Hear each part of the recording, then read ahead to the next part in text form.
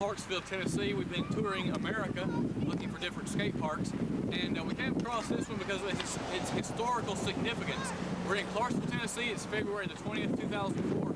You're going to notice this is the Clarksville Mabel Marston Skate Park, built back in September 2000. I want you to notice normal kinds of rules here, except for the warning down here. If you key in on the warning, you'll notice skateboarding, skating, and trick biking are hazardous recreational activities. They didn't have that on there until after the crazy mishaps that took place here about a year and a half ago. We'll talk more about that in a minute. Notice it says, use of this facility, not other facilities. Use of this facility, you'll notice, may result in death, paralysis, brain damage, concussion, broken bones, or other serious injury. Not even to mention the mental illness one could accrue from being a skater at this park. And we'll say more about that in a moment. Notice this, any use is at your own risk. The city of Clarksville does not assume any responsibility for accidents or injuries. There are great reasons why this is put on. Skater, it breaks my heart, frankly, to even be in this ramp. This is a half pipe, they call it. Some semblance of what used to be something skated. You'll notice all the rocks here in the middle of this half pipe transition and flat bottom. If you notice the transition itself, very, very bumpy, very bumpy. You'll notice about 2.5 feet of vertical, which is unheard of in any skate park across America.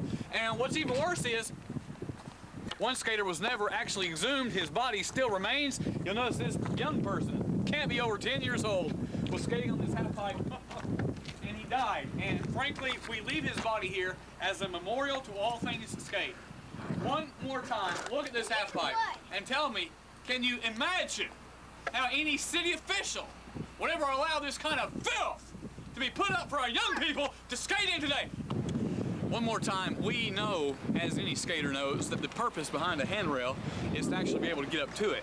If you notice this chunk of concrete in the middle, there's no way for any good skater, no matter how fast he might be able to go, especially in this particular environment, because there's only around 45 to 50 feet of runway space on very slick pavement. If a person wants to come here, do a massive ollie, and ollie 12 feet through the air and then land, sure, but let's face it, we're not Tony Hawk here.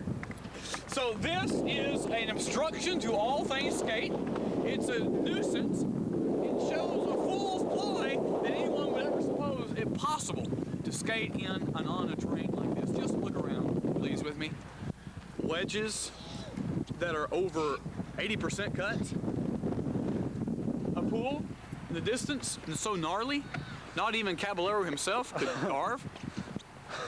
Notice this handrail here, a good 15 feet long with a kink on the end. Who among us would dare be able to do that? And notice this pool embankment itself, so slick, your wheels will fly out from under you. I ask you, do you understand now why the warning was there? Skating's not dangerous. It is dangerous, though, to skate here. And we applaud the efforts of anyone outside of this town who would make a skate park. And we hope and pray that one day these people come to their senses, bulldoze this place down, and just for Pete's sake start over. Taxpayer money or not, it's worth it. We thank you for this particular portion of our skate adventure, and we look forward to seeing you in another city.